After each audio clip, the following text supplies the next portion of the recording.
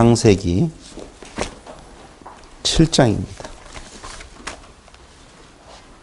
1절 말씀. 여호와께서 노아에게 이르시되 너와 내 온 집은 방주로 들어가라. 이 세대에서 네가 내 앞에 의로움을 내가 보았음이니라. 아멘. 그 1절만 보겠습니다. 오늘 1절 내용도 상당히 많은 시간은 좀 필요할 것 같아서 특별히 오늘은 신학적인 부분에 대한 내용, 구약과 신약을 아우러서 의롭다라고 하는 것이 무엇을 말하는 건지 자세히 좀 설명해 드리려고 생각을 합니다. 지난 시간에 마지막에 노아는 하나님의 명령대로 잘 준행하였다라고 하는 말씀을 드리면서 그 준행하다라고 하는 것은 하나님이 명령하시고 그 명령을 명령대로 잘 이행했다라는 말이 아니라고 그랬어요. 그럼 결론적으로는 아버지의 마음이 온전히 옮겨진 상태라고 말씀을 드렸는데 이 말이 무슨 말이냐면은 우리는 지금 노아의 홍수 사건을 그 역사의 현장에 나타난 비하고 배의 사건으로 지금 보려고 하는 시각이 있다는 것입니다. 그럴 수 있죠.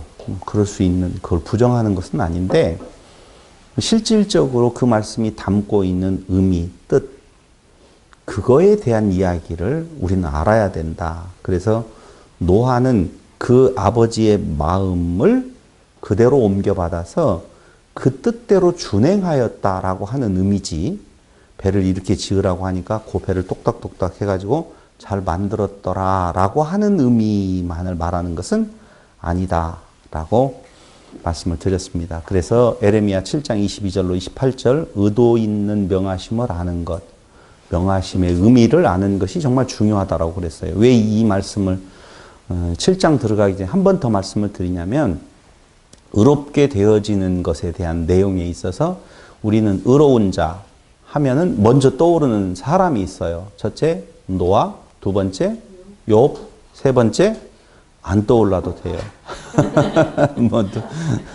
노아, 욥. 우리는 그 사람에 대해서 의롭다라고 하는 것은 너무 많이 들어서 알고 있지요. 그런데 그들이 과연 어떻게 의로운 자가 되어졌는 건가? 라고 하는 궁금증은 항상 있어요. 그렇죠, 여러분들도? 네. 왜냐하면 그 의롭다라고 하는 단어가 우리 앞에 딱 주어지면 먼저 무엇이 떠오르느냐 하면은 율법, 법이 떠오르겠죠? 그래서 의로운 자, 옳은 자, 올바르다, 의롭다, 공정하다, 차디크라고 하는 말은 의로움을 지닌 사람, 뭐 이런 뜻을 담고 있는데요. 나중에는 이제 어디로 가느냐면요. 의로운 자의 모습이 온전하라. 어디에 온전하는 거예요? 하나님이 주신 말씀에 온전하게 되어진 자를 무엇라고 말한다? 의로운 자라고 말할 수 있다는 거예요. 그쪽하고 연관이 오늘 될 거예요. 분명히. 그렇다라고 보면 완전, 온전이라고 하는 개념이 의롭다라고 하는 것에 대한 다른 말인데 어떻게 노아와 욥은 완전한 자, 온전한 자가 되었느냐 하는 것입니다. 그냥 일반적으로 온전하다, 완전하다라고 하면은 주어진 법을 하나도 빼놓지 아니하고 완벽하게 지켜낸 자로 그렇게 볼 수 있다는 것이죠. 그럼 욥과 노아는 주어진 그 말씀대로 하나도 빼놓지 아니하고 완벽하게 지켜냈다. 맞아요? 틀려요? 틀리면 의로운 자가 아니고 완전하게 지켜냈어야만이 의로운 자가 되어지겠죠. 근데 질문에 함정이 있는 것은 바로 정의를 내리지 않았다는 거예요. 그 법에 대한 의미, 법을 지킨다는 의미가 무엇이냐라고 하는 내용 쪽에서 먼저 정의 내려지지 않았기 때문에 어떤 식으로 대답을 하더라도 틀렸다고 말할 수도 있고 맞았다고 말할 수도 있다는 거예요. 그렇다면 의롭다라고 일단 정의 내리고 보면 그는 그 말씀의 의미를 제대로 알아서 지켜냈다. 라고 결론을 내려야 되죠. 그런데 우리는 어려울 것 없어요, 사실은. 이미 6장에서 노아가 의로운 존재라고 하는 의미를 어떻게 정의 내리는 것을 확인했었죠? 은혜를 입었더라. 아름다움을 발견한 자 되었다는 거예요. 그러니까 은혜를 입게 되어지는 수동태적인 의미에 있어서 어떻게 노아가 그 은혜를 입게 되어진 건가라고 하는 쪽으로 사실은 답은 이미 나와 있어요. 노아가 의로운 것은 하나님의 은혜를 입었기 때문에, 하나님의 아름다움을 발견했기 때문에 그는 의로운 자라고 칭함을 받는다는 거죠. 욥도 마찬가지라 그 말입니다. 거기에서 우리가 일반적으로 알고 있는 그 율법의 표면적인 내용을 행함으로 말미암아 의롭게 될 자들은 없다는 것이 성경이 말해주고 있는 진리란 말입니다. 그래서 오늘 의로움을 지닌 사람, 여러 가지 성경 구절이 있어요. 욥기서 4장 17절이라든가 15장 14절이라든가 시편 143편 2절 욥에 대한 이야기나 아니면 출애굽기 9장 27절, 23장 8절, 잠언서 18장 17절 이런 데에 보면 올바르다, 의롭다, 의로움을 지닌 사람이라고 나타나 있는데요. 요 의로움에 대해서 자세히 알려고 보면 마태복음 5장 48절로 넘어가 보면 우리는 의롭게 되어짐이 도대체 어떤 뜻을 가지고 있는지를 살펴볼 수가 있다 그 말입니다. 일단 하나님의 그 법에 어떻게 해야 돼요? 온전해야지 의로운 자가 되는 거예요. 하나님이 주신 그 법의 말씀에 온전해진 자라야 무엇하다? 의롭다고 말할 수 있다는 거예요. 의로움은 곧 무슨 단어하고 같은 의미를 가지고 있느냐면은 우리가 잘 알고 있는 구원이라 그렇게 말한다 그 말입니다. 그럼 내가 구원함에 들어있는 존재인지 구원 밖에 있는 존재인지는 의로운 자냐 아니냐라 아닌가. 그리고 내가 의롭다라고 하는 것은 율법을 온전히 지켰느냐 지키지 아니했느냐거든요. 그래서 마태복음 5장 48절에 보면 거기 한번 보시죠.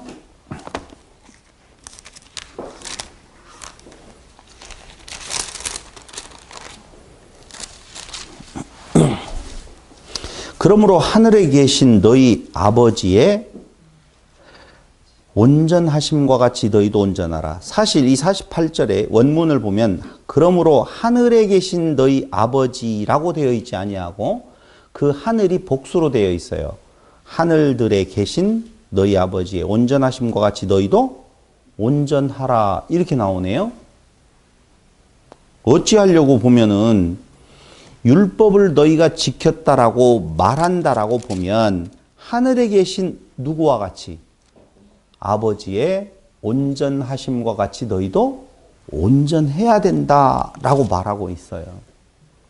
그럼 아버지의 온전하심과 같이 온전하게 안 되어지면 의롭게 될 수가 없고 구원에서 떨어진 자가 된다니까요. 전제가 너무 큰일 났어요.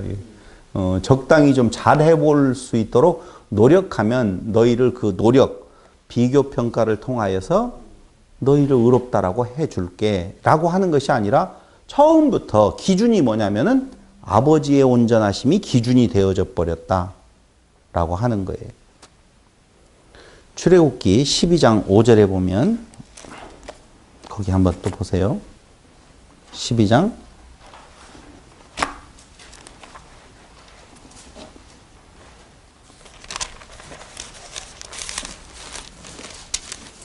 너희 어린 양은 흠없고 일련된 수컷으로 하되 양이나 염소 중에서 취하고 거기 흠없고라고 나오죠. 그렇죠. 흠없고 29장 1절에도 보면 출애굽기 29장 1절에도 보면 네가 그들에게 나를 섬길 제사장 직분을 위임하여 그들을 거룩하게 할 일은 이러하니 곧 거룩하게 할 일은 이러하니 어린 수소 하나와 흠없는 순양. 여기도 흠없다라고 하는 말씀이 나와요. 이 흠없다라고 하는 말이 탐임인데요. 완전한, 흠없는, 완벽하다라고 하는 의미를 담고 있어요. 근데 염소가 흠이 없을까요? 그런데 기준은 분명히 흠없는 탐임을 쓰고 있는데 창세기 17장 1절에 이제 넘어가서 아브라함에게 뭐라고 말씀하시느냐 하면은요. 아브라함이 99세 때에 여호와께서 아브라함에게 나타나서 그에게 이르시되 나는 전능한 하나님이라 너는 내 앞에서 행하여 17장 1절 17장 1절 너는 내 앞에서 행하여 완전하라 이렇게 이야기하네요. 내 앞에서 행하여 완전하라. 자, 완전하라 해놓고 그 뒤에 무슨 내용이 나오느냐면요. 보라 내 언약이 너와 함께 있으니 너는 여러 민족의 아버지가 될지라 하면서 할례에 대한 이야기가 나와요. 그런데 잘 보세요. 저를. 완전하라. 언약이다. 할례를 행하라. 그럼 할례를 행하는 것이 완전하게 되어지는 언약 가운데에 들어가는 것이다.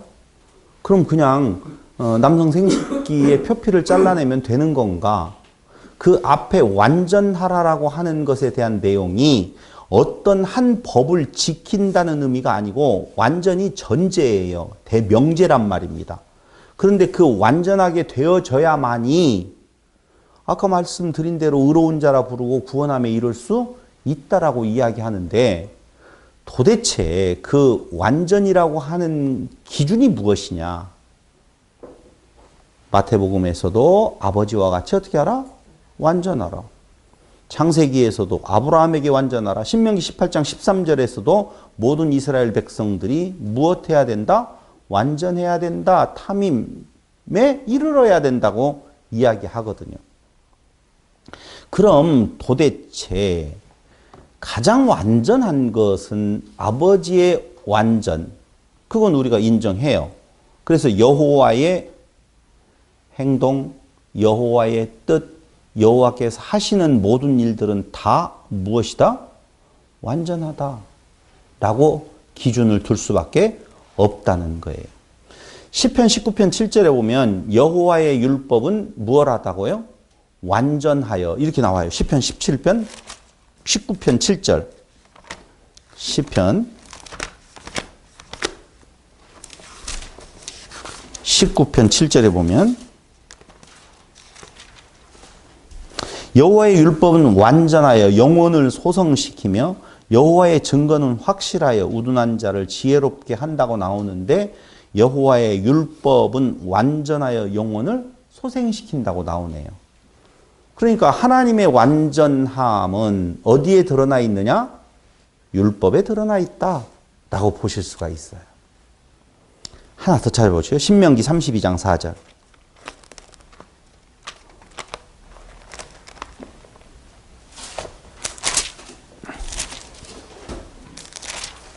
(32장 4절) 그는 반석이시니 그가 하신 일이 완전하고 여호와의 하시는 일이 완전하대요. 그의 모든 길이 정의롭고 진실하고 거짓이 없으신 하나님이시니 공의로우시고 바르시도다. 여호와께서 하신 일이 완전하는데 그 여호와께서 하신 일 중에 이스라엘 백성들에게 율법을 주셨어요. 그런데 그 율법은 완전하여 영혼을 소생시킨다. 구원함에 이르게 한다. 이렇게 나오지요. 자, 다시 한번 마태복음 5장 48절로 돌아가서 보면 완전하라, 온전하라 라고 하는 말씀이 나오는데요. 이 온전하라 하니까 우리가 그 명령을 받아서 그 명령을 내가 지켜야 된다라고 하는 방법으로는 절대 완전하지 온전해질 수가 없다는 거예요. 그건 이론적으로 알 뿐만이 아니라 여기에 쓰여진 그 단어의 형태를 보면 동사, 직설법, 미래형인데요. 온전해진다, 온전해질 것이다. 명령형이면 온전하라 이렇게 말하면 온전하라라고 하는 명령이 내게 와서 그 명령을 내가 지켜야 된다라고 생각을 하는데 쓰여진 형태를 보면 동사, 직설법, 미래형이에요.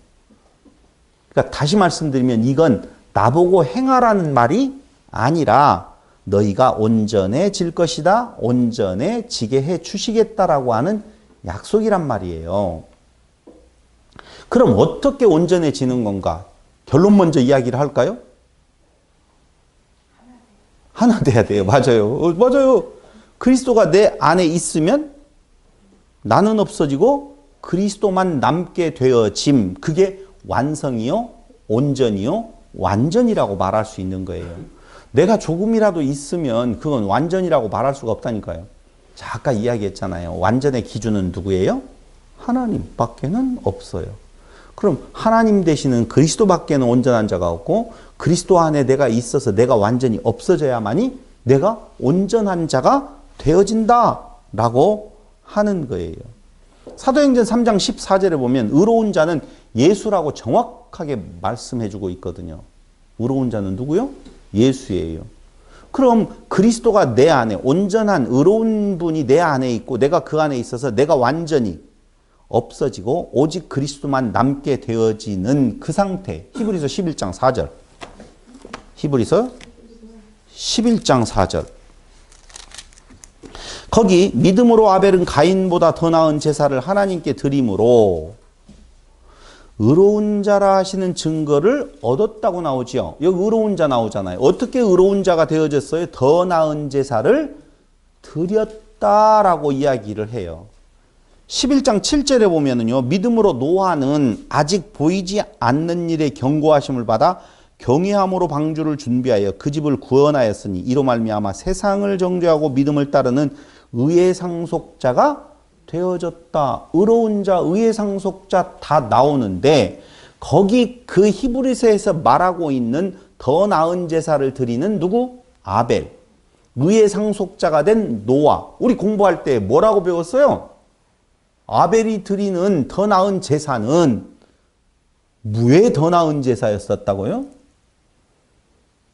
큰일 났네. 가인의 제사는 아벨의 제사와 다르다고 그랬죠. 어떻게 달랐어요? 자기의 의를 드리는 거고 자기의 행위의 의. 그러니까 법이 주어졌었을 때에 내가 열심으로 그걸 지켜서 내 행위를 드리겠다라고 하면 그게 뭐예요? 불순종. 그게 아니에요. 그 말의 의미를 알고 드리면 자기가 없어지고 누구를 드리는 거예요? 그리스도를 드리는 거다 그 말이에요. 하나님 앞에서 받으시는 유일한 분이 그리스도밖에 없는데 그리스도 안에 내가 들어가서 죽고 그리고 그리스도로 드려지는 그것이 의로운 자라라고 하는 내용을 말씀을 드렸잖아요. 그러니까 자기가 없어짐, 오직 그리스도만 남음, 이게 노아와 욥에 관계된 이야기라고 지금 말씀을 드리는 거예요. 그래서 우리는요, 이 내용을 예수님과 부자 청년의 이야기를 통해서 다시 한번 상고해 볼 필요가 있다고 생각을 해요. 부자 청년이 와서 예수님 앞에 어떻게 하여야 영생을 얻을 수 있습니까? 라고 물어볼 때에 율법에 뭐라고 쓰여져 있느냐? 라고 말하니까 율법 다 지켰습니다. 이웃을 사랑하라 하는 내용에 대해서 내가 다 지켰습니다. 아, 그래? 네가 온전하고자 할진대 그거에 대해서 잘했다 못했다라고 말하지 아니하고 마태복음 19장 21절에 보면 이렇게 나오죠. 네가 온전하고자 할진대 이렇게 19장 21절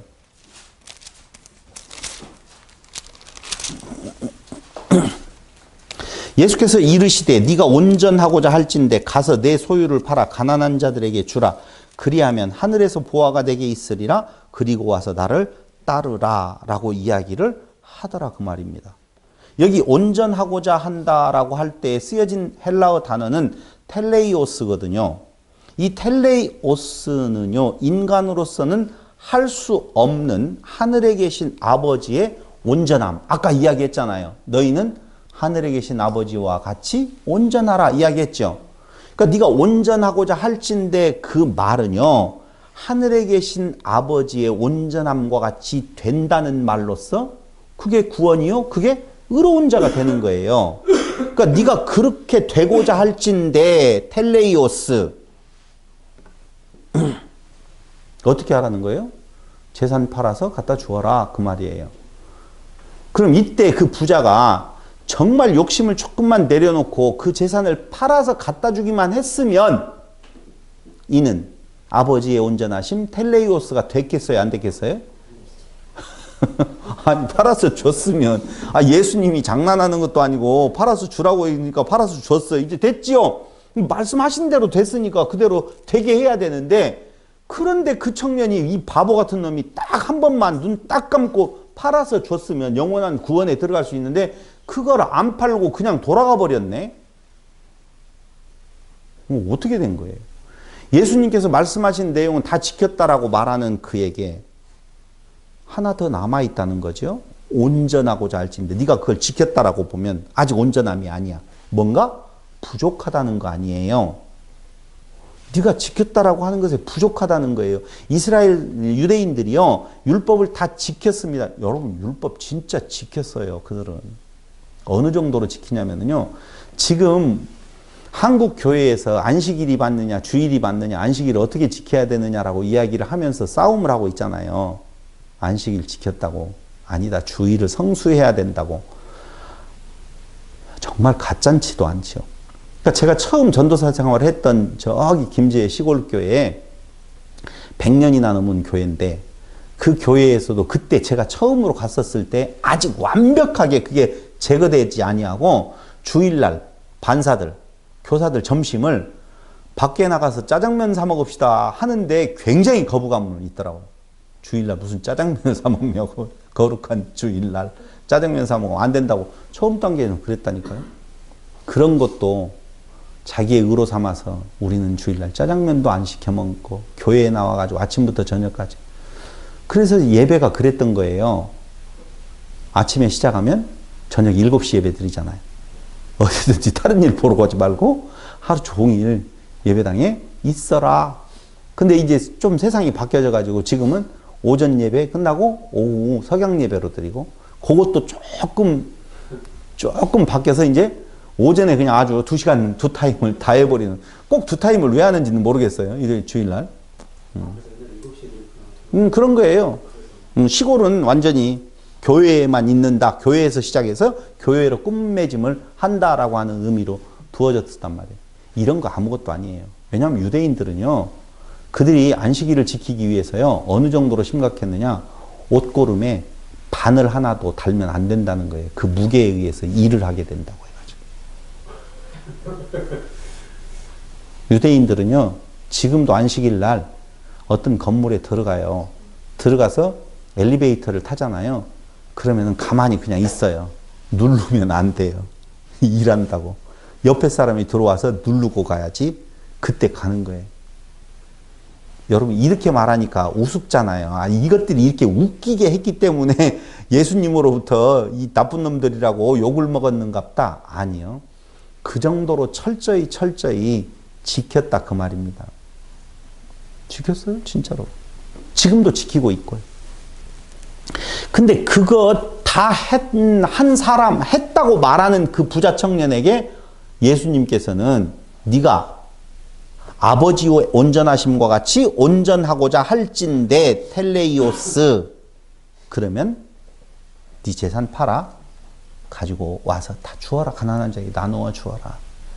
그러니까 예수님께서는 그 못한 것을 지적하여서 그것을 하도록 하려고 하는 것이 아니라 너는 그 온전함에 들어갈 수 없는 자야 라고 하는 것을 가르쳐 주는 것이지요.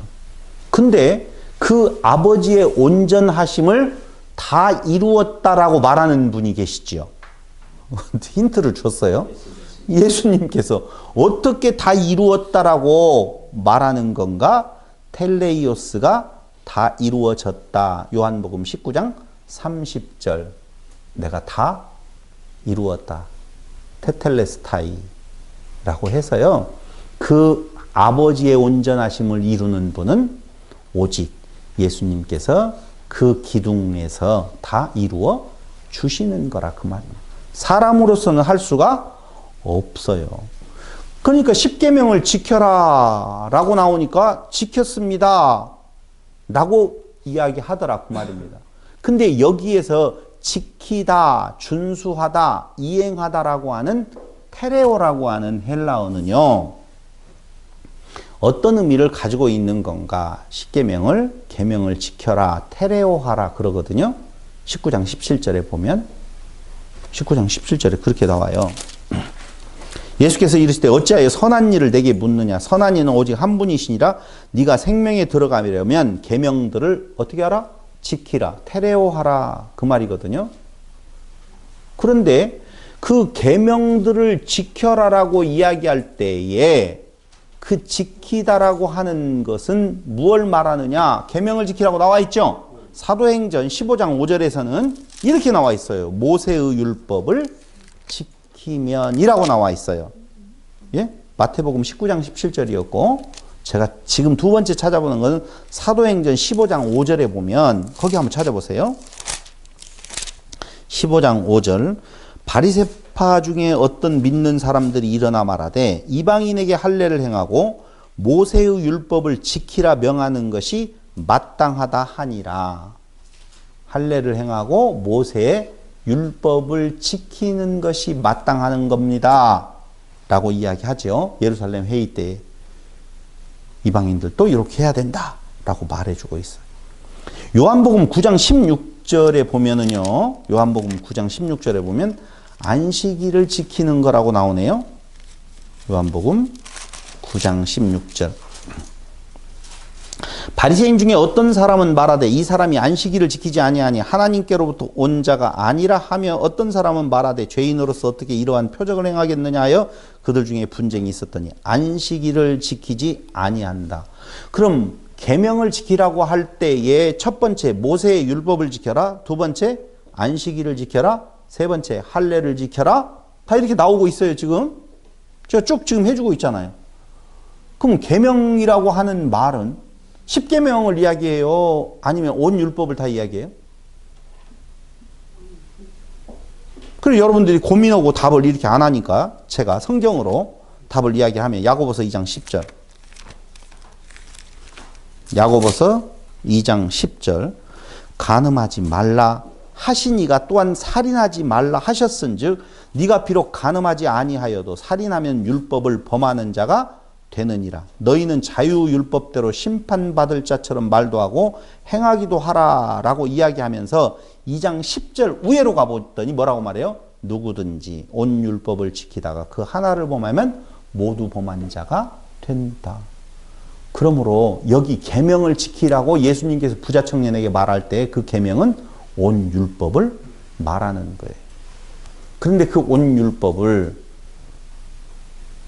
함축해서 말하는 것을 뭐라고 그랬어요? 십계명이라고 말했죠. 그 십계명을 또 하나 함축해서 말하면 하나님 사랑, 이웃 사랑, 또 함축해서 바울이 말한 내용으로 하면 이웃을 내 몸과 같이 사랑하라 하는 것이라. 지킬 수 있다고요? 있다면 지옥이에요. 있다고 생각하고 있었습니다, 행했습니다라고 말하는 자들을 독사의 자식이라 그렇게 예수님께서 선언해버리고 말더라 그 말입니다. 요한복음 14장 15절 21절에 보면은요, 너희가 나를 사랑하면 내 계명을 지킬 것이다 나와요. 요한복음 14장 15절. 이거 참 중요한 내용이라서 여러분 구약과 신약을 넘나들면서 이건 확정을 져버려야 돼요. 아니 오늘은 그냥 결론 나야 된다고 생각을 해요. 요한복음 14장 15절. 너희가 나를 사랑하면 나의 계명을 지키리라. 너희가 나를 사랑한다면 틀림없이 그걸 지키게 되어 있다라고 말하죠. 그러면서 21절에 보니까 또 나의 계명을 지키는 자라야 나를 사랑하는 자니 나를 사랑하는 자는 내 아버지께 사랑을 받을 것이요 나도 그를 사랑하여 그에게 나를 나타내리라 라고 말하죠. 요한복음 14장 23절에 또 보면은요, 예수께서 대답하여 이르시되 사람이 나를 사랑하면 내 말을 지키리니 내 아버지께서 그를 사랑하실 것이요 우리가 그에게 가서 거처를 그와 함께 하리라. 계속 지키라라고 하는 내용에 있어서 그 율법과 그리고 그 예수가 계속 지금 혼재되어서 나오고 있다는 것입니다. 너희가 나를 사랑해 내 계명을 지켜. 내 말을 지키는 거야. 그런데 요한복음 17장 6절로 8절에 보니까 세상 중에서 내게 주신 사람들에게 내가 아버지의 이름을 나타내었나이다. 잘 보세요. 그들은 아버지의 것이었는데 내게 주셨으며 그들은 다 같이 시작. 아버지의 말씀을 지키었나이다. 지켰어요? 지켰대요. 아버지께서 주님에게 주신 그 자들은 무엇을요? 아버지의 말씀을 지켰다고 말하네요. 아, 이게 뭐지 도대체? 유대인들은 그렇게 열심히 계명을 지켰는데도 불구하고 독사의 자식이라고 이야기를 하고 별로 할 일이 없는 것 같은데 지켰다라고 또 말해주네요. 이게 도대체 뭐지? 의문이 생기지요. 요한복음 8장 51절에 보면은요, 지키면 영원히 죽음을 보지 아니한다고 말하면서 52절에는 8장 52절에서는 영원한 생명을 얻으며 심판과 죽음에서 자유한 몸, 자유하게 되어진다고 말해요. 그러면 방금 예수님께서 그들은 아버지의 말씀을 지켰습니다 라고 인정해 주었던 자들은 영원히 죽음을 맛보지 아니하고 영원한 생명을 얻으며 심판과 죽음에서 자유하게 되어진 자들이다. 이렇게 말할 수가 있잖아요. 계시록에 한번 가서 그 계시록은 이제 끝이라고 우리가 생각을 하니까 도대체 어떤 상태에 놓여지게 되는지 계시록 1장 3절.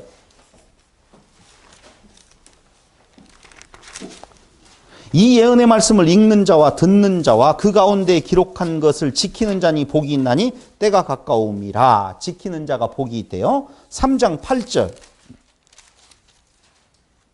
볼지어다 내가 네 앞에 열린 문을 두었을 때 능히 닫을 사람이 없으리라. 내가 네 행위를 아노니 네가 작은 능력을 가지고도 내 말을 지키며 내 이름을 배반하지 아니하였도다. 작은 능력으로 내 말을 지켰다네요.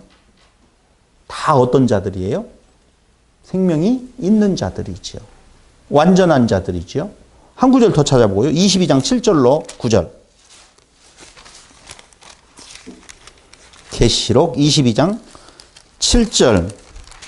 보라 내가 속히 오리니 이 두루마리의 예언의 말씀을 지키는 자는 복이 있으리라. 9절. 그가 내게 말하기를 나는 너와 내 형제 선지자들과 또 이 두루마리의 말을 지키는 자들과 함께 된 종이니 그리하지 말고 하나님께 경배하라 하더라. 요한에게 그러니까 아니야 나 똑같아 라고 이야기를 해요. 지키는 자들이라고 지금 말해주고 있다는 거예요. 그러므로 지켜라라고 하는 헬라어의 테레오는 보존하다, 지키다, 면밀하게 주의하다, 보호하다, 축적하다, 이렇게 많은 뜻이 있어요. 중시하다, 간직하다, 간수하다. 무슨 뜻일까요?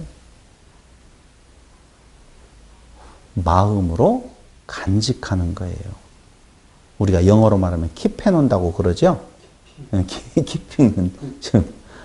킵해놓는다라고 이야기할 때 이 지켜라라고 하는 것은 행동으로 옮겨라가 아니고 마음에 새겨라 그 말이에요.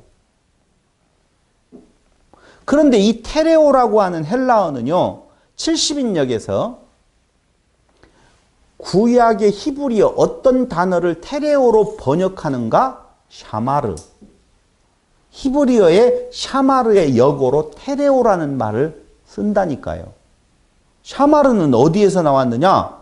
창세기 7장 어디에서? 거기에서 나오네요. 창세기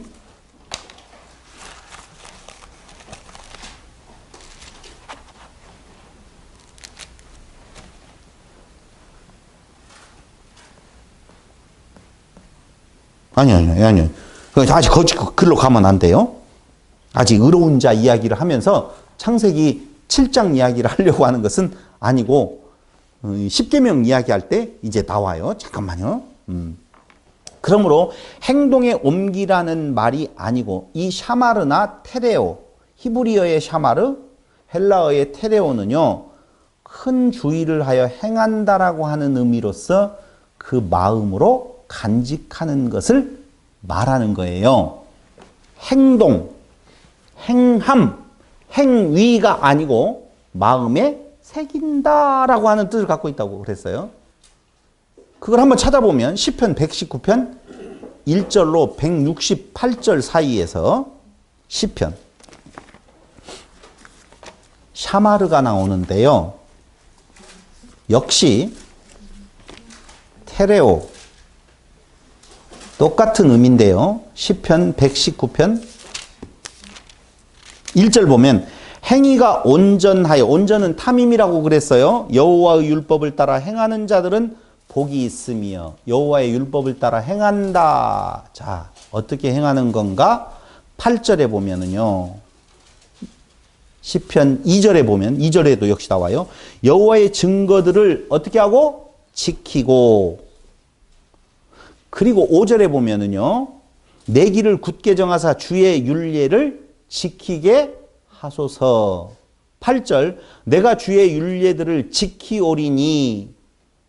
이 지킨다라고 하는 말의 히브리 단어는 샤마르라고 말씀을 드렸어요.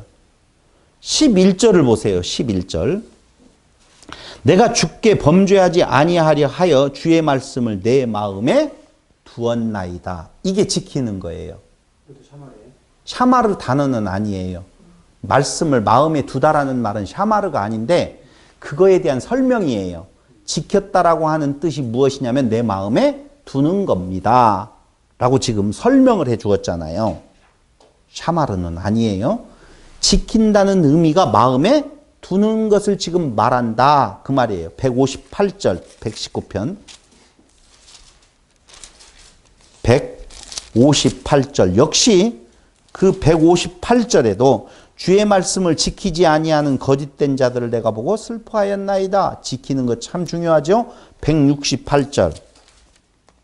내가 주의 법도들과 증거들을 지켰사오니 나의 모든 행위가 주 앞에 있음이니이다. 자, 지킨다라고 하는 것 샤마르. 그것이 무엇을 말한다? 마음에 둔다. 그 말이에요. 신명기 11장 32절에 보면 많이 찾아보죠 오늘? 찾아봐야 돼요. 11장 32절. 내가 오늘 너희 앞에 베푸는 모든 규례와 법도를 너희는 지켜 행할지니라. 이때에 그 지켜 행할지니라 모든 규례와 법도를 너희는 행하도록 주의하라. 개역성경에는 지켜 행할지니라 개역개정이 이렇게 나와 있는데요. 뭐라고요? 모든 규례와 법도를 너희는 행하도록 주의하라. 주의 깊게 수행하라. 아니 그냥 율법을 소리 들려지는 대로 행하면 될 텐데 왜 주의 깊게 수행하라라고 이야기를 하고 있는 건가? 그 본질적인 의미가 있다는 거예요. 출애굽기 20장 6절, 레위기 18장 26절, 신명기 26장 16절, 에스겔서 11장 20절은요. 말하는 내용이 하나님의 도에 조심스럽게 유의하라라고 하는 의미예요. 다시 성경 한 구절만 찾아보고 그 다음에 넘어가도록 결론 내리고 가겠습니다. 잠언서 4장 21절로 23절.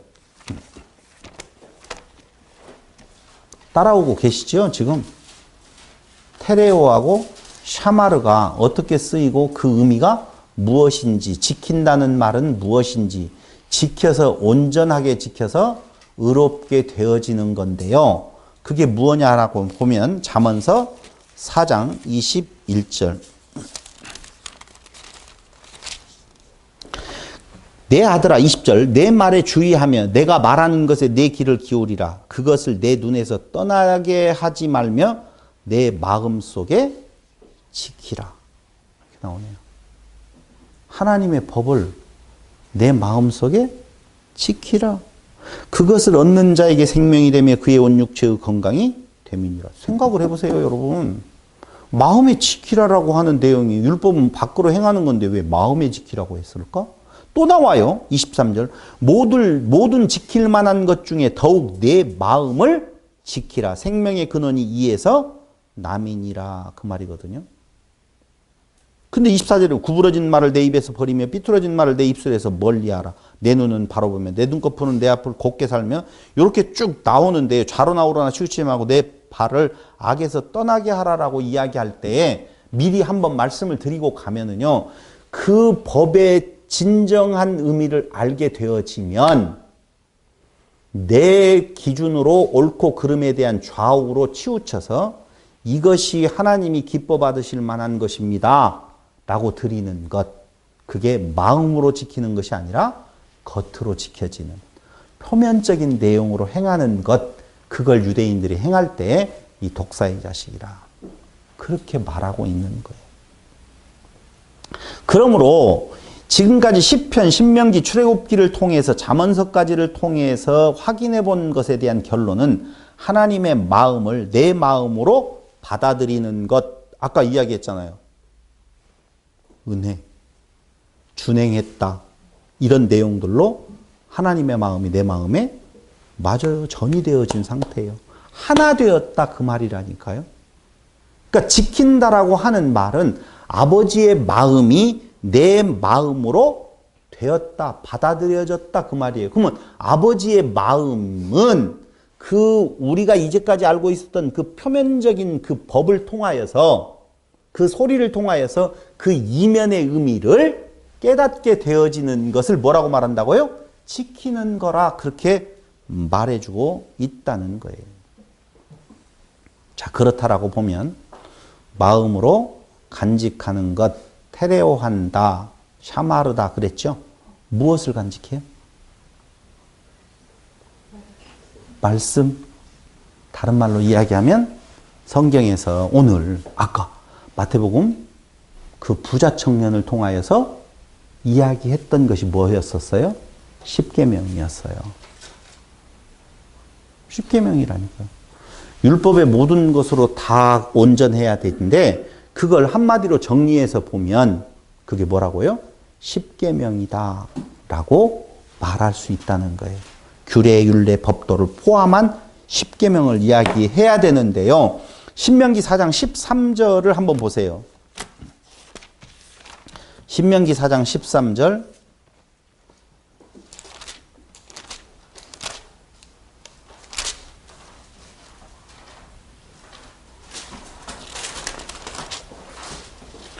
여호와께서 그의 언약을 너희에게 반포하시고 너희에게 지키라 명령하셨으니 곧 십계명이며 두 돌판에 친히 쓰신 것이라. 십계명 나오죠? 10장 4절에도요. 신명기 10장 4절에도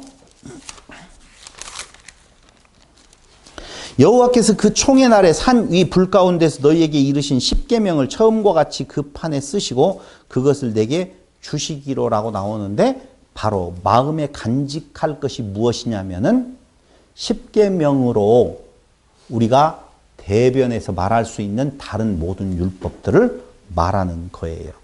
그런데 우리는 이 십계명만 딱 들어오면 행해야 할 행동 강령으로 바로 느껴진다는 거예요. 그러니까 의롭게 되어진다라고 할 때에 그 십계명, 그 율법을 떠나서 생각할 수가 없는 거죠. 맞아요. 그런데 우리가 행해야 될 행동 강령으로 받아들여지는 자는 마귀의 자식이고, 행해야 될 행동 강령이 아닌, 그럼 뭘로 받아들여야 돼요? 간직해야 할 언약으로 받아들이면 그게 복음이요 의롭게 되어지는 길이라, 그 말입니다. 십계명은요, 우리가 다음 주 토요일날, 주일날 1박 2일로 이제 특강을 할 텐데요. 십계명의 제일 중요한 내용은 바로 무엇이냐면은 그게 지켜야만 할 행동 강령이 아니고 하나님이 주시는 뭐라고요? 간직해야 할 언약이라는 거예요. 분명히 그렇게 출애굽기 19장 5절을 보세요. 출애굽기 19장 5절.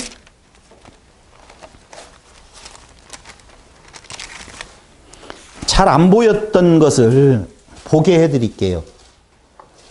세계가 다 내게 속하였으니 너희가 내 말을 잘 듣고 내 언약을 지키면 이라고 나오죠. 지키면 너희는 모든 민족 중에서 내 소유가 되겠고 너희가 내게 대하여 제사장 나라가 되며 거룩한 백성이 되리라. 너는 이 말을 이스라엘 자손에게 전할지니라. 이게 시내산에서 십계명을 줄 때에 지금 하시는 말씀이에요. 그렇다니까요. 근데 다시 십계명을 주시는데 그 십계명은 지켜야 될 행동 강령으로 주는 것이 아니라 내 언약이다. 그거 나오잖아요. 너희가 내 말을 잘 듣고 내 언약을 지키면 무엇을 지키래요? 언약을 지키래요. 지켜야 될 것이 언약을 지키는 거예요. 언약을 언약으로 지켜야지 행동 강령으로 지키면 그게 죄라고요. 그게 사망이고요. 그게 사단이라니까. 여기서 언약을 지킨다는 건 언약을 간직한다는 말. 그 이제까지 지금 테레오하라, 샤마르. 지금 잘 듣고 내 언약을 지키면이라고 할 때 그 지키면이 샤마르라니까요. 그러므로 내 언약은 지키는 것의 의미가 행동하라는 말이 아니라 간직하는 거예요. 그 언약에 간직한다는 말은 그 언약의 의미를 아는 거라니까요. 아는 거예요. 그런데 여기 십계명이라고 하는 요 단어가 나오는 성경 신명기서 4장 13절, 10장 4절을 찾아보면 뭐라고 되어 있는 건가? 제가 그래서 원문 대조 성경을 사실은 가져왔어요. 이 가져와서 이걸 찾아보려고 보면은 상당히 시간이 걸릴라나? 한번 뭐 그렇게 뭐 걸리겠어요? 신명기.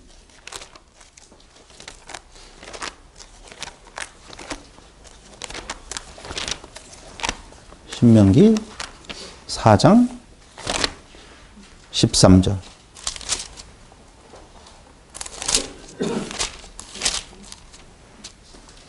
여호와께서 그 언약을 너희에게 반포하시고 너희에게 지키라 명령하시고 곧 십계명이며 두 돌판에 친히 쓰신 것이라 라고 나와 있는데요. 이 성경을 어떻게 다 읽어드리겠습니다. 에트켐, 침바, 아쉘, 베리토, 엘, 라켐, 와, 야케드, 루호트, 슈네, 알, 와이크테뱀, 하데바림, 아세레트, 라하소트, 아바님 이렇게 되어 있어. 이거 어렵다. 근데 여기 십계명에 해당되어지는 것이 하데바림 아세레트라는 단어예요. 아세레트, 하데바림 아세레트라고 하는 단어 히브리어를 쓰고 있거든요. 근데 그걸 성경에서 아니 그 사전에서 찾아보면은요 어떻게 나오냐? 에세르, 아세레트라는 말 열이라고 하는 말인데 사전에서는 에세르라고 발음되어져요. 그러니까 문장에 들어가면 하세레트라고 나오는데 사전에는 에세르. 여러분들 혹시 아세레트는 없는데? 라고 생각하지 말라고요. 사전에서는 에세르로 나오고 여기 문장에서는 아세레트로 나온다고요. 그 다음에 하데바림이라고 하는 말, 다바르라고 하는 단어인데요. 다바르, 하데바림이라고 하는 단어인데요. 이게 아세레트라고 하는 에세르는 열. 그 다음에 하데바림이라고 하는 다바르는 말씀이라는 뜻이거든요.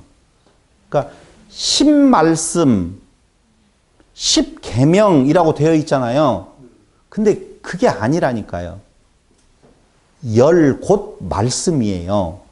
십계명은 10가지의 지켜야 될 행동 강령으로서의 율법 이게 말하는 것이 아니고 십계명은 열 곧 말씀이에요. 그러니까 열이라고 하는 의미로서의 말씀이라니까. 그러면 열은 무엇을 뜻하고 있어요? 히브리어 알파벳의 마지막 단어가 뭐예요?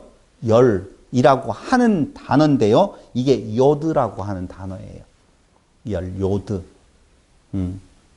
그럼 열이라고 하는 그 요드는요. 히브리 단어는요. 모든 그 그 단어에 뭐가 있다고 뜻이 다 담겨져 있다고 그랬잖아요. 그럼 열이라고 하는 숫자는 뭘 뜻해요? 여러분들이 너무너무 잘 알고 있죠. 완성. 의미를 담고 있다니까요. 완전, 완성이라는 의미로서의 열이라고 하는 단어가 가지고 있는 내용이 있다는 거예요. 10번째 글자. 그러니까 완성으로서의 뭐예요? 말씀 그 말이에요. 완전한 말씀. 아니요. 완성으로서의 말씀 그 말이에요. 그 계명 안에, 그 말씀 안에 완전함, 완성, 이루어지는 그 말씀이 무엇인가를 완성하는 말씀이라니까. 근데 그걸 뭐라고 그랬어요? 뭘로 준다고 그랬어요? 언약으로 준다고 그랬어요. 그러니까 언약으로 주시는 십계명은요, 열 곧 말씀이에요. 완성으로서의 말씀이에요. 그럼 완성하면은 뭐가 떠올라요? 예수님. 그러니까 십계명은요, 한마디로 말하면 예수님에 대한 언약이에요. 그렇게 쉽게 그냥 우선 십계명 오늘 강론할 건 아니니까. 그러므로 그 요드라고 하는, 열이라고 하는 단어는요, 완성이라는 단어의 뜻이 있는데 그 진리 안에 머물게 하다, 진리가 되다. 그래서 완성이라는 의미예요. 그 진리 안에 머물게 하다, 진리가 되다. 그런 의미를 가지고 있다니까요, 십계명. 자, 그렇다라고 보면 오늘 다바르라고 하는 그 하데바림은요, 말, 일, 사건을 말하는데 하나님께서 말씀하셨던 것, 딥베르. 말씀, 하데바림. 그러니까 이렇게 결론 내리면 돼요. 십계명은요, 행하여야 할 행동 강령이 아니고 아까 말씀드린 대로 간직해야 할 언약이다 라고 말씀을 드리면서 십계명은 완성으로서의 간직해야 할 언약, 그 말이죠. 완성으로서의 간직해야 할 언약, 그게 예수 그리스도, 그리스도 대신 예수, 이렇게 말할 수가 있다니까요. 그렇다면 십계명을 지켜라 라고 하는 말은 다른 말로 말하면 마음에 간직해라, 마음에 품어라. 근데 마음에 품었더니 뭐가 있어요? 예수만 남았죠? 근데 예수만 남는데 그냥 남았어요? 여러분, 내가 죽었어요. 하나만 오늘 말씀을 드릴게요. 안식일. 예수님은 안식일을 지켰어요, 안 지켰어요? 안식일을 지켜라 그랬잖아요. 안 지켰죠? 안 지켰어요. 안식일을 지키지 아니하는 자는 돌로 치라고 그랬죠. 죽이라고 그랬어요. 그래서 예수님은 죽어요, 살아요? 죽어요. 안식일을 지켰으면 유대인들이 안 죽였죠. 좀 이상하네요. 안식일을 안 지킨다라고 하니까 꼭 안식일날 무슨 일을 하셔. 성경에 나와 있는 걸 보면은 예수님께서 지독히도 안식일날 무슨 일을 함으로 인해서 시비거리를 만든다니까. 안식일을 안 지켜요. 안 지켜요. 근데 예수님 안식일 지켰어요, 안 지켰어요? 어떻게 해요? 네? 안식일의 주인이니까. 그렇게 나올 줄 알았어요. 다용 죽음으로 지켰다고요? 표면적인 안식일을 안 지키잖아요? 죽지요. 그걸 지키려고 해서 살려고 했는데 그 바른 의미잖아요. 그 의미를 간직하라. 그렇게 말씀을 드렸잖아요.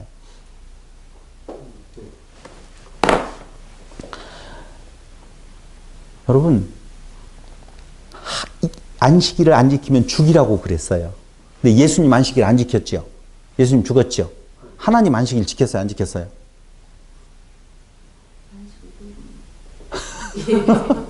아니, 예수님께서 뭐라고 말씀하셔요? 아버지께서 일하시니 나도 일한다 그러잖아요. 그럼 아버지도 안식일을 안 지킨 거예요. 이게 죽이라는 거예요, 한마디로. 무얼 죽이라? 너희가 지금 겉으로 지킨다라고 하는 그 안식일. 예수를 죽이라는 거예요. 하나님을 죽이라는 거예요. 너희가 그 행동 강령으로 알고 있는 그건 사망이니 그걸 어떻게 가요? 그리스도에게로 전가되어지잖아요. 아사셀 양 아시잖아요. 아사셀 염소. 전가되어져서 예수가 안식일을 안 지켰기 때문에 죽인 거라니까. 그런데 그 안에 죽었더니 다시 부활하시오. 다시 부활할 때는 내가 있다 없다? 없음이에요. 그게 완성이라 그 말이에요.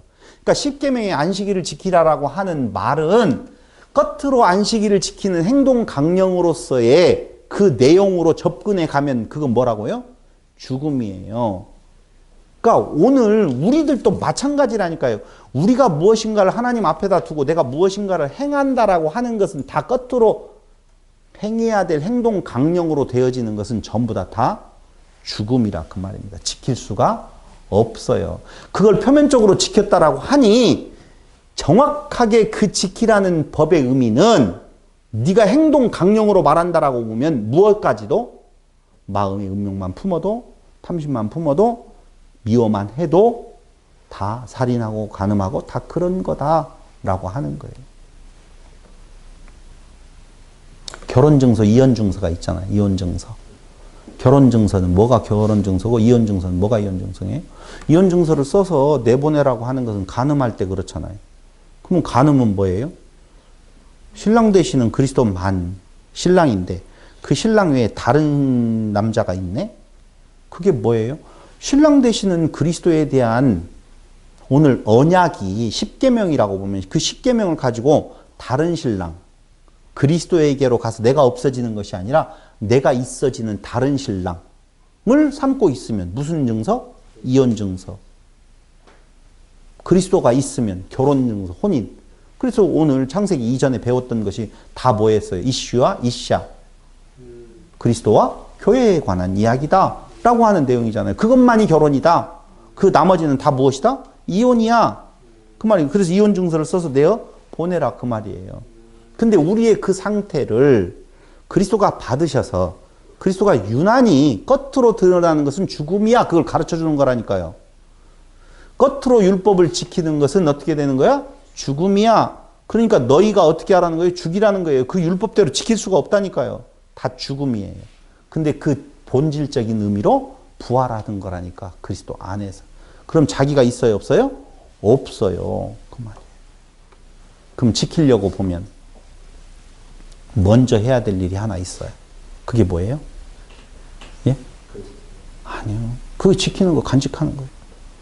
지키려고 하면 어떻게 해야 된다? 다들 좋은 이야기지만 성경으로 돌아가서 출애굽기 19장 5절을 한번 보세요. 다 같이 시작. 세계가 다 내게 속하였나니 너희가 내 말을 잘 듣고 내 언약을 지키면 어떻게 해야 된다고요? 잘 들어야 된다 그 말이에요. 잘 들어야 된다라고 하는 이 말은요. 샤마 듣는다. 어디에서 나왔던 말이에요? 샤마 쉐마 이스라엘 들어라 이스라엘아라고 하는 말 같은 말이에요. 그러니까 쉐마는 명령형이고 샤마는 명령형이 아니라는 차이밖에는 없어요. 그러니까 샤마나 쉐마나 경청하다. 또 이 쉐마 이스라엘이라고 할 때 무슨 해석이 있었느냐 하면은 순종하다라는 말이 있었네요.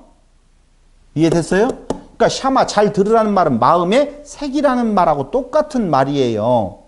신명기 6장 4절로 9절에서도 나오는데요. 경청하다, 주의를 기울이다, 이해하다, 비판적으로 듣다, 귀를 기울이다. 이 말이 무슨 말이냐면요. 그 본질적인 의미가 무엇인지를 주의를 기울여서 들어라. 또 이렇게 말하니까 주의는 내가 기울이는 거다. 이렇게 생각할지 모르겠지만은요. 그런 말이 아니고 잘 들려줘야만이 되는 말이에요. 지켜야 될, 행해야 될 법으로 들려지면 잘 듣는 거예요? 못 듣는 거예요? 못 듣는 거고 안 들려지는 거예요. 그래서 귀머거리예요. 보지 못한 거 그래서 눈먼 자예요. 그런 부분들을 다 띄워주고 다 듣게 해주고 안진뱅이를 이렇게 세운다는 말이 그런 의미지 어디 그걸 그 암병 뭐 낫는다 다 사람의 중심이 되어져 가지고요. 그리스도 다 어디로 가버렸다니까. 그런 내용을 말하는 건 전혀 아니라 그 말입니다. 그러면서 그 쉐마에는 경청하다라는 뜻도 있지만 순종하다라는 말이 있다고 그랬어요. 순종하면 무슨 단어가 떠올라요? 휘파쿠오. 또 어디죠? 근데 휘파쿠오라는 단어 말고 또 순종이라는 말에 대한 단어가 페이도, 아페이데이아 들어봤죠? 불순종이라는 말의 단어는요, 헬라어에 아페이데이아, 아페이도라는 단어가 있는데요. 그 아페이도, 아페이데이아는요, 아라고 하는 부정접속사, 아니다 라고 하는 단어와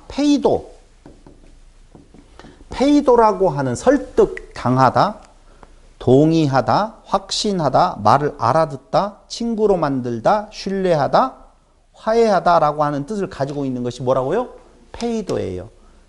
그러니까 그렇지 않다, 아라는 단어가 쓰여져 있잖아요. 그러니까 설득당하지 않다, 말을 알아듣지 못하다 그 말이에요. 뭐가요?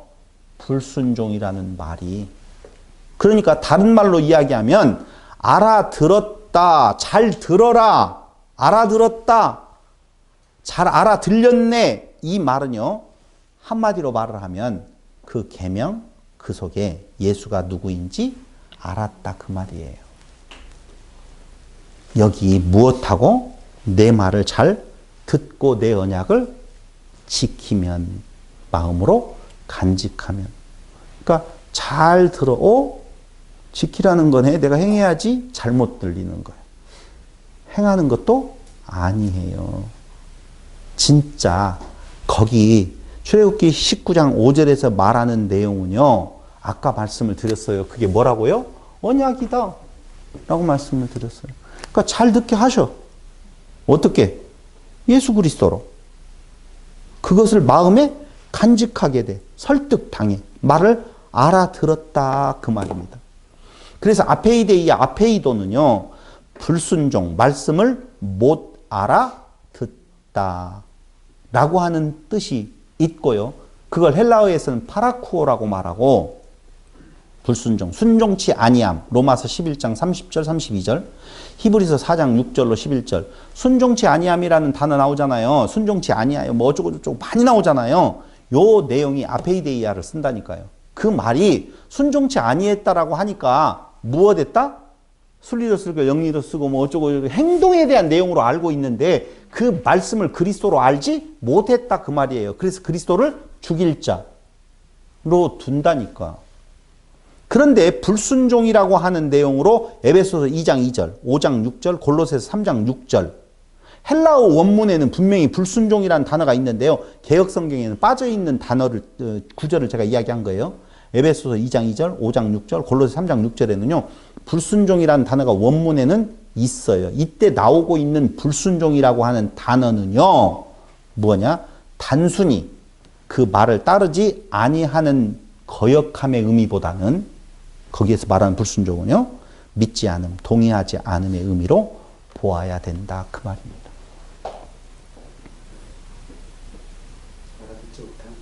이 아페이데이어의 상태를 신명기 9장 24절에서 하나님은 이스라엘 백성들을 향하여서 뭐라고 말하는 건가? 9장 24절 보세요. 신명기 9장 24절.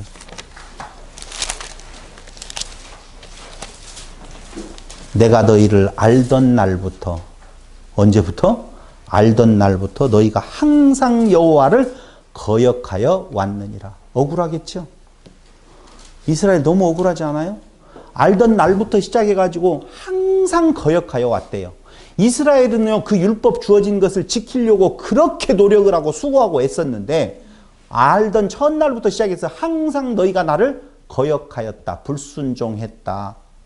그 말의 뜻을 알지 못하고, 알아듣지 못하고, 마음으로 간직하지 못하고, 어떻게 해요? 겉으로 행해야 될 것으로 알고, 자기들의 행함으로 말미암아 너희의 의를 찾으려고 했었다. 그게 너희의 지금 상태다. 얼마나 억울하겠어요. 아까 말씀드린 대로 바늘 하나도 옆에다가 엘리베이터 탈 때도 누르지도 아니하고. 지금도 가끔 히브리 민족에 대한 그 TV 나오는 걸 보면은요, 몇 시가 되어지면, 금요일날 몇 시가 되어지면 막 상점이 다 문 닫잖아. 안 닫는 데는 쫓아가서 막 닫으라고 하고. 우리나라 그런 거 어디가 있어요? 그래 놓고 안식일을 꼴랑 주일날 예배 참석한다고 와서 졸아놓고 돈 몇 푼 가지고 와서 그걸 안식일을 지켰다, 주일 성수했다라고 이야기하는 이런 미친 교회들의 모습이죠. 절대 아니에요. 이런 것들은 뭐라고 말해요? 처음부터 항상이 아니라 말도 못하겠다. 바울은 에베소 2장 2절로 3절에서 불순종의 아들들 본질상 무엇이었다고 말하죠? 진노의 자식이었다라고 말하는 거예요. 요한일서 5장 1절에 보면은요, 이렇게 나오네요. 결론이에요, 오늘의. 요한일서 5장 1절. 예수께서 그리스도이심을 믿는 자마다 하나님께로부터 난 자니 또한 낳으신 이를 사랑하는 자마다 그에게서 난 자를 사랑하느니라. 예수께서 그리스도이심을 믿는 자. 이게 무엇이었다고 말하죠? 창세기 6장에서 은혜였었다고 말한다고요. 하나님의 아름다움을 발견하게 되어진 자는 하나님께로서 난 자다. 하나님께로서 난 자라야만이 예수를 누구라고 불러요? 그리스도라고 부를 수 있다니까요. 그러니까 의롭다라고 하는 게 오늘 지금 쭉 찾아봤던 내용으로 보아서 인간의 행위가 끼어들어갈 자리가 전혀 없다 그 말이에요. 그러므로 오늘 노아가 의로운 자라고 칭함을 받는 것은 다 같이 시작. 하나님의 은혜, 아름다움을 발견케 하시는 하나님의 은혜를 덧입은 자이기 때문에 그렇다는 거예요. 그래서 소망이 있는 거라고요. 여러분들과 제가. 그래서 소망이 있는 거라니까. 끝없이 우리는 그 율법의 표면적인 내용으로 어떻게든 좀 지켜보려고 하다가 거기에서 실망해가지고 나락에 빠져 있고 차라리 완전히 포기하라니까요. 완전히. 그게 안 되죠. 그래서 예수님이 죽으신 거예요. 보여주신 거라니까요. 불순종에 대한 내용이 순종하고 어떤 차이가 있는 건가를 다시 한번 생각을 해본다라고 보면 오늘 잘 듣고 다시 잘 들려지고 잘 간직하게 하신다라고 보면 그게 은혜 안에 의로운 자라라고 하는 겁니다. 여러분들은 있어요, 없어요? 없어요. 그리스도 안에 있었을 때 없어요. 여기에 한 가지 여러분들이 고통스러워하는 것을 제가 알고 있죠. 그게 뭐냐면요, 이 육체가 지금 고통스러운 거예요. 이 육체를 통하여서 뭔가 여기에서 변화, 여기에서의 어떤 결론을 좀 도달하고 싶은데 성경이 말하는 것은 없어요. 이 육체 여러분, 이건 소멸해 줘야 될 내용이라고 보시면 돼요. 그러면 나는 없어지는 거잖아. 없어져요. 없어져요. 그럼 그게 뭐예요? 그게 뭐예요? 라고 고민하는 것이 나라는 존재에 대해서 끝까지 못 놓는 거예요. 오직 그리스도밖에 없다고 그랬잖아요. 그 상태가 무엇인지 한번 연구하고 고민하자니까요. 그거 궁금해하니까 연구하고 고민해 보자니까요. 오늘 다시 한번 말씀을 드린다라고 보면 잘 듣고 잘 지켜라 라고 하는 말씀. 그게 노아의 의로움. 그는 자기의 의를 드러내게 한 것이 아니었었고 그게 누구였었어요? 아벨. 그게 누구였었어요? 욥이었어요. 그들은 겉으로 표현되어지는 것에서 자유로울 수가 없는 자였어요. 그 겉으로 행하는 행동 때문에 그들이 의로운 자라고 칭함받는 것이 아니라 그 본래의 그 약속된 말씀 안에 담겨져 있는 그리스도를 발견케 되어서 자기가 사라지고 오직 그리스도만 하나님 앞에 내밀은 자, 되어진 자, 그들을 뭐라고 말한다? 의롭다고 말한다 그 말입니다. 그 하나님의 은혜 안에 우리가 있음을 다시 한번 확인하시면서 오늘 말씀 마치겠습니다. 기도드리겠습니다. 아버지 하나님, 오늘 이 시간에도 역시 의로움이 오직 하나님의 언약 가운데에서 드러난 그 말씀 안에 숨겨져 있음을 확인해 보았습니다. 무슨 일을 아니할지라도 의롭다 하시는 그 하나님의 사랑이 우리의 삶을 주관해 가기를 예수님의 이름으로 기도드립니다. 아멘.